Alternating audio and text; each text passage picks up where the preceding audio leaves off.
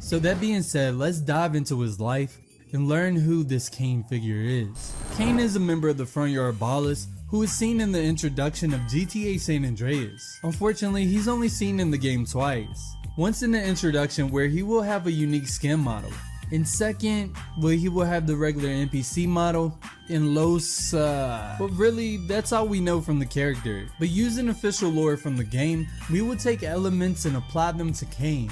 Kane grew up in the projects of Idlewood and would join the Ballas early on, possibly during his childhood, eventually becoming a leader of the Front Yard Ballas subset, which would be known for being the biggest drug pushers in Los Santos. They will own turf in East Los Santos, Idlewood, and Ganton. You see, in 1987, the Ballas were at war with the Grove Street families, and they would do anything to take them out. So this feud eventually led to Brian Johnson, the younger brother in the Johnson family, being murdered and left in the cold streets of Los Santos to bleed out, while his busted-ass brother Carl Johnson escaped and left for 5 years. But during this 5-year span, the Ballas would put in work on their rivals, taking over Los Santos one location at a time. They would also make a lot of money, which they did this by selling crack cocaine, supplied by the LSPD's crash division. Kane played a major role in the events leading up to 1992, carrying out his sinister plan, which would set off a chain of events bringing CJ back to Los Santos. Officer Tenpenny would approach several gangs across the city, such as the Ballas, Vagos, and members of the Grove Street families. The Ballas would agree to this deal, and a few members of the Grove Street families would also agree, trying to expand the crack empire. However, members of the GSF would need approval from their OG, Sean Sweet Johnson, which he would deny every time. This would be a hiccup in their plans, and the situation needed to be dealt with. Tenpenny would talk to the individual members and came to an agreement. Sean Sweet Johnson had to be killed. So later that night, Kane, Bogman, and Dope would meet in a nearby alleyway. The plan was to pick up the green saber from Tenpenny and have Little Weasel of the Kilo Trade Ballas shoot up the Johnson home, killing Sweet. Their plan was almost perfect. Little Weasel was a former member of the Grove Street families and knew the Johnson family personally. However, he would end up hitting Beverly Johnson instead. This of course upset the Johnson family and led them down to a path from the introduction. But why is that? Well, let's take a look. As Tenpenny and Pulaski drop off, a scene of 3 Ballas appear in the alleyway. One of them states that the Grove Street families will be soon over, while the Balla wearing the black jacket known as Bogman expresses his concern on whether they can trust one of the betraying members of the GSF. But we copping off one of they OGs, man. You sure this is cool? Thinking that it could be a trap to lure them in so they could get smoked. That's when the third Balla, believed to be Kane, assures them that it will be okay. But more importantly, talking about the power of crack cocaine. And this shit changes everybody, man. Even OGs want a slice of this. And loyal customers. Guess you're right. That shit changes everything, don't it? For sure. Let's bounce, homie. Now, these Ballas were directly working with Crash, so having a leader or the leaders of the Ballas to represent them in the drug ring makes sense. Plus, knowing that these Ballas have a direct link to Big Smoke shows some type of relationship between him and the Front Yard Ballas, which if we look back on, Big Smoke lives directly in their turf, making it seem a bit more logical. Now, we know that this right here is Bogman, and the homie in the purple is Dope, but how can we be sure that this is Kane? Well, you see, Rockstar has swapped out outfits for its NPCs throughout its run, and Bogman is a perfect example of this, being seen in the introduction wearing the traditional Balla clothing, which is later swapped out for his purple hoodie and brown hat. This was possibly done with Kane as well, but instead of using some unique outfit for whatever reason, they would swap him out using the generic Balla skin. But when I went back to compare the actual NPCs, it's likely to be the same Balla from the introduction. And though I know it's not a lot of evidence, it's enough to convince me. DJ, run that beat! But now, let's dive into the life of Kane in the Front Yard Ballas.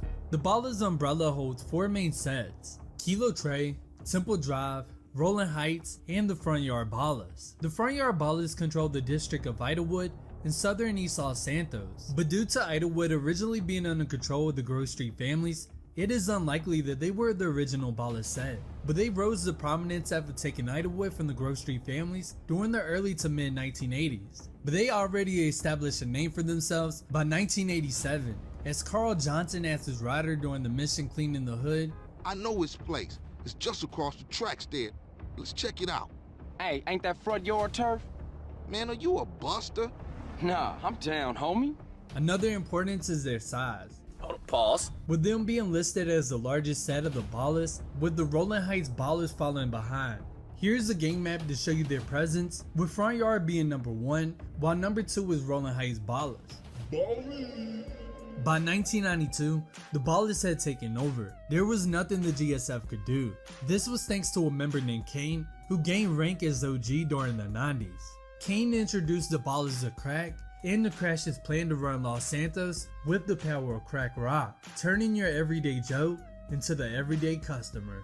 This is where Kane came together with what could be the leaders of Temple Drive and Kilo Trade, though it is unclear of their rank and belonging. But regardless, they will plan a hit on the GSF to get rid of them completely, sparking several events to unfold. They will be first introduced in the mission Tagging Up Turf, where Sweet and CJ spray over 6 tags in Idlewood and East Los Santos, in which all these tags with Front Yard Balla tags. But during this mission, CJ encounters 2 Front Yard Ballas and sprays them in the face with spray paint before getting away. However, the first major hit would take place in Cleaning the Hood, in which CJ and Ryder would destroy a Front Yard crack den in Idlewood. But knowing how the Front Yard Ballas get down, they wouldn't let it slide. They would slide back through Ganton and attack Grove Street during OG Loke's house party.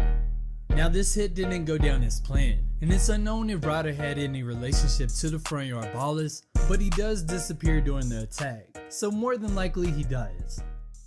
After this, Sweet Johnson knew he had to weaken the Front Yard Ballas. Luckily, he got a hold of some information from Timpani about Kane's exact location, pulling up to Little Weasel's funeral and killing Kane instantly.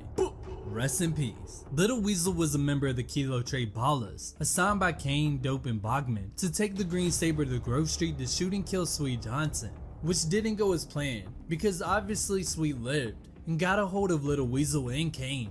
This would mark the start of the fall of the Ballas. Taking out their main enforcers and leadership led to some members abusing drugs, such as Bogman and Dope. Hey, what about this blender? It's really good. It sort of works. Man, what the fuck? That's Miles' blender. During the end of 1992, the Ballas fell and became close to nothing. But I will say they had a very impressive run, because in the beginning of 1992, the Front Yard Ballas managed to capture Grove Street and Idlewood, while Kilo Trade ran the Ganton Court projects. But as Timpani got paranoid, he began to X out those involved with the Green Saber hit, causing a domino effect, which led to his very own death. Don't do it, man. He's not.